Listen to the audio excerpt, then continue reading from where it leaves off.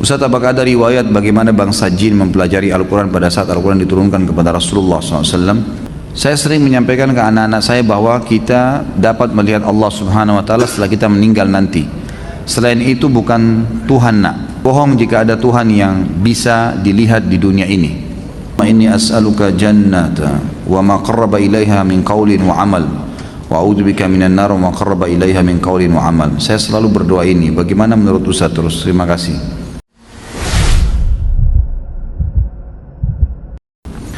Baik, pertanyaan pertama, Allahumma inni as'aluka jannata wa ma qarraba ilaiha min qaulin wa amal wa a'udzubika minan nar wa ma qarraba ilaiha min qaulin wa amal. Saya selalu berdoa ini. Bagaimana menurut Ustaz? Terus terima kasih. Insyaallah Ustaz sehat selalu dan dilindungi Allah. Jazakallah khair. Amin. Tentu ini doa yang positif ya. Dan ini memang ada hadis Nabi SAW secara global dalam riwayat Bukhari yang berbunyi, siapa yang meminta surga 3 kali di pagi hari, ada riwayat lain menambahkan dan di sore hari, serta meminta dijauhkan dari neraka 3 kali juga di pagi dan sore hari, maka surga akan berkata, ya Allah masukkanlah dia ke dalam saya, dan neraka akan berkata, jauhkanlah dia dari saya. Jadi surga berdoa agar kita masuk ke dalamnya, neraka minta kepada Allah agar tidak dimasukkan ke dalamnya. Maka dari hadis ini banyak ulama yang menulis doa-doa, diantaranya doa seperti ini, ya Allah, yang artinya kurang lebih saya meminta surgamu dan apapun yang membawa saya untuk bisa masuk ke sana, yang mendekatkan saya pada surga itu baik dari perkataan ataupun perbuatan, dan saya menjauhkan diri dari neraka dan apapun yang membuat saya dekat atau bahkan masuk ke neraka dari perbuatan, dari perkataan dan perbuatan. Kalau ini Allah alam yang saya tahu positif saja, karena ada hadis yang menyebutkan masalah itu. Ustaz, apakah ada riwayat bagaimana bangsa jin mempelajari Al-Quran pada saat Al-Quran diturunkan kepada Rasulullah SAW? Mohon didoakan Ustaz, istri saya sedang sakit, ada kista di belakang otaknya, mohon doa agar Allah SWT mengangkat penyakitnya tanpa tersisa. Allahumma amin. Semoga Allah SWT mengangkat penyakit istri antum dan semua istrinya muslimin yang sedang bermasalah, semua juga laki-laki muslim tentunya yang sedang sakit, semoga Allah sembuhkan. Dan yang perlu diketahui bahwasanya semua fenomena dunia ini, dari sakit, dari susah, cobaan, itu warna kehidupan. Insyaallah Allah SWT tentu memberikan kita cara-cara ikhtiar, selain berobat juga kita berdoa, dan mudah-mudahan insyaallah doa ini termasuk ikhtiar kita untuk mendoakan agar bisa sembuh. Tapi yang penting insyaallah ini cuma sifatnya duniawi, sebentar menuju ke akhirat habis semuanya. Orang yang lumpuh kata ulama nanti di akhirat dibangkitkan sempurna. Orang yang sakit akan sehat. Semuanya laki-laki akan sama postur tubuhnya, semua perempuan akan sama postur tubuhnya. Ya insya Allah ini hanya dunia akan dilaluin. Sabar sambil ikhtiar, terima itu takdirnya Allah, akan ada pahalanya yang besar. Kalau bagaimana bangsa jin mempelajari Al-Quran, satu-satunya riwayat yang saya ketahui, saya tidak tahu yang lainnya, itu adalah riwayat yang menjelaskan pada saat masuk Islamnya jin Nusaybin. Jin Nusaybin, jin yang datang dari wilayah Irak, dan ini sudah saya jelaskan panjang lebar riwayatnya pada saat membahas sirah juga, dan itu ada di web, bisa dilihat. Saya lupa ya episode yang keberapa, karena kalau nggak salah sekarang sudah 27. Waktu peninggalnya Abu Talib dan Khadijah, maka dikenal pada saat itu tahun kesedihan, karena Nabi SAW sangat sedih. Maka Allah SWT menghibur Nabi SAW dengan 2 kejadian besar, masuk Islamnya jin Nusaybin dan Isra dan Mi'raj. Nah, masuk Islamnya jin Nusaybin diceritakan oleh Ibnu Mas'ud radhiyallahu anhu dalam hadis-hadis yang sahih. Beliau mengatakan, saya pernah jalan bersama Nabi SAW ke wilayah dekat Ma'la, kuburan yang masyarakat Mekah pada saat itu, dan Khadijah dikubur di situ radhiyallahu anha. Maka Nabi SAW menggaris sebuah garis lalu mengatakan kepadaku, jangan kau ikut. Lalu kemudian aku melihat Nabi SAW jalan terus menuju ke sebuah padang yang luas. Lalu aku melihat ada orang-orang yang mendekati Nabi SAW yang kepala-kepala mereka seperti kendi. Lalu mereka terus mengurumuni Nabi SAW sampai hampir menutupinya.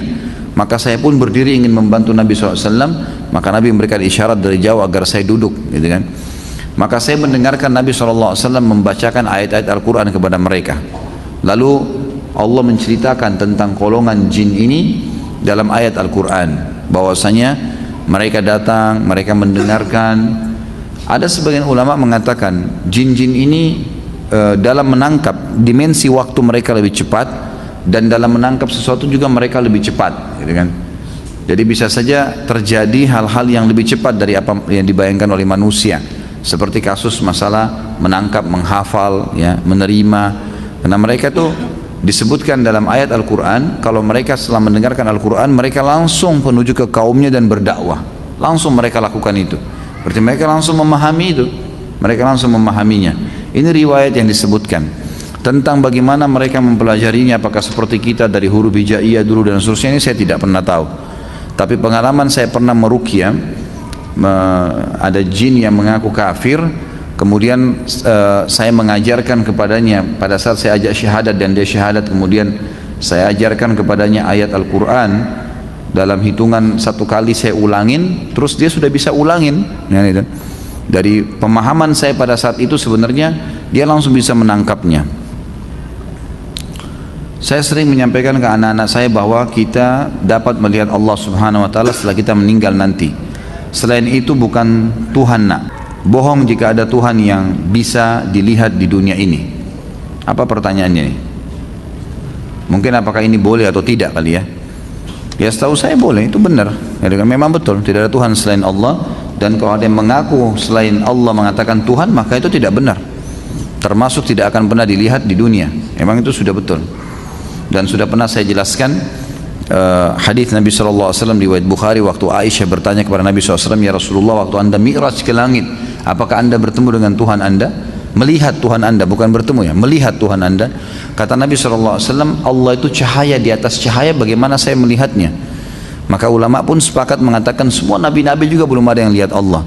Dan ada hadis Bukhari yang lain berbunyi, kalian akan melihat Tuhan kalian pertama kali di mahsyar dalam bentuk cahaya yang sangat terang seperti bulan purnama di malam Lailatul Qadar, gitu kan. Tapi masih dalam bentuk cahaya, kita belum lihat. Lalu riwayat lain menguatkan kalian akan berbicara dengan Tuhan kalian tanpa ada penterjemah, gitu kan. Lalu ada hadis sahih yang menyebutkan juga bahwasanya nanti, ya, kalau penghuni surga sudah masuk ke dalam surga semuanya, yang tinggal di neraka tinggal orang-orang yang kekal saja, orang kafir dan munafik, gitu kan. Ini mereka kekal di api neraka. Maka semua penghuni surga sudah masuk, termasuk yang bermaksiat, sudah dibersihkan dosanya di neraka baru masuk ke dalam surga. Allah SWT mengumpulkan mereka lalu berkata, apakah kalian sudah puas dengan nikmat yang saya berikan? Mereka serentak mengatakan, ya Allah, nikmat apa lagi setelah engkau menyelamatkan kami dari api neraka dan kami masuk ke dalam surga. Lalu Allah SWT mengangkat hijabnya, lalu mereka pertama kali, kata Nabi SAW, melihat wajahnya Allah. Dan serentak mereka berkata, ya Allah, tidak ada nikmat yang mengalahkan melihat wajahmu yang mulia ini. Berarti memang di sini kita lihat Allah Subhanahu wa taala dalam riwayat-riwayat ini disebutkan akan kelihatan nanti di akhirat dan hanya akan dilihat oleh ahli surga. Sampai kalau kita baca buku-buku tentang surga, kayak pernah buku-buku yang saya sebutkan, ada Tamasya ke Surga, ada Rasulullah SAW cerita tentang surga, beberapa buku tentang surga yang disebutkan yang sudah diterjemahkan ke bahasa Indonesia, itu semuanya sepakat menyebutkan nikmat terbesar di surga adalah melihat wajahnya Allah yang mulia. Maka sudah tepat kalau kita katakan Tuhan tidak ada kecuali Allah, dan Tuhan itu hanya akan kelihatan di akhirat, dan hanya kalau ada yang terlihat di dunia berarti itu bohong, itu bukan Tuhan. Itu betul, karena memang ada dalil sahih yang menjelaskan masalah itu. Bagaimana kalau ada seorang ustadz atau kiai yang bisa melihat hal-hal gaib dan masa depan, apakah ini juga termasuk syirik? Ini maaf, bukan kiai, ya. Ini dukun, ini dukun, nggak ada itu. Bagaimana cara, gitu kan? Ini semua tidak mungkin terjadi. Ini semua khurafat yang masuk ke dalam sebagian orang dan memakai nama suci. Nama kiai itu suci, kiai, guru, ustadz, itu semua nama-nama yang suci sebenarnya, nama orang-orang yang menyampaikan agama Allah. Bagaimana mereka bisa kontaminasikan dengan melihat jin lah, melihat inilah, menebak masa depan? Ini nggak ada semuanya, gitu kan?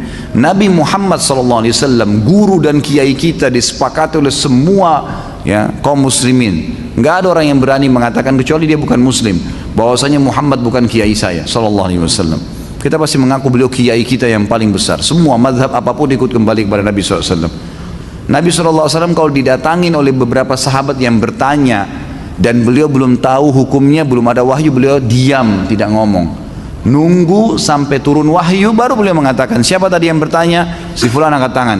telah datang kepada saya wahyu begini. Nabi SAW tidak tahu yang gaib, menunggu informasi datang.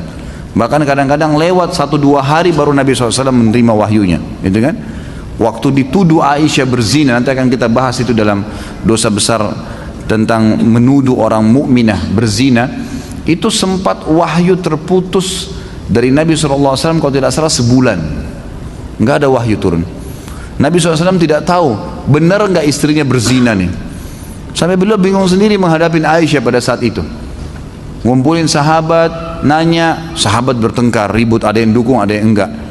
Datang ke rumahnya Aisyah, ditanyakan Aisyah, Aisyah mengatakan tidak, saya tidak melakukan. Sampai turun firman Allah Subhanahu Wa Taala. Nabi SAW terjadi pada rumah tangganya. Turun ayat Al-Quran, nanti akan kita bahas tuh. Ayat-ayatnya lengkap semua menceritakan. Beliau tidak tahu yang gaib. Bagaimana ada orang yang mengaku kiai, kemudian bisa melihat yang gaib, bisa tahu masa depan? Bagaimana caranya? Allah mengatakan dalam Al-Quran tentang Nabi SAW, dan Nabi disuruh ucapkan itu. A'udzu billahi minasyaitonir rajim. Qul law kuntu a'lamul ghaiba lastakthartu minal khairi wa ma massani as-su. Katakan hai Muhammad kepada mereka, kalau saya ini tahu yang gaib, maka pasti saya akan perbanyak kebaikan-kebaikan dan saya tidak akan ditimpa masalah. Tidak akan ditimpa masalah karena sudah tahu, oh di sana nanti ada orang yang ganggu saya. Udah, saya nggak usah ke sana. Nabi SAW di perang Uhud kena pedang.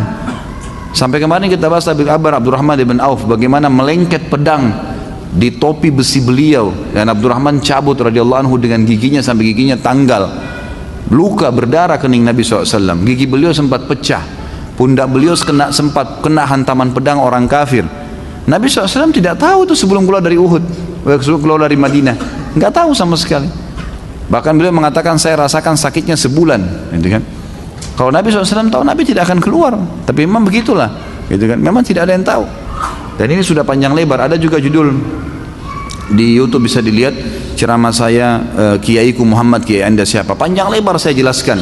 Banyak dalil-dalil Al-Quran, banyak sekali yang menjelaskan kalau Nabi SAW tidak tahu hal-hal yang gaib, tidak tahu masa depan, gitu kan. Jelas semuanya itu.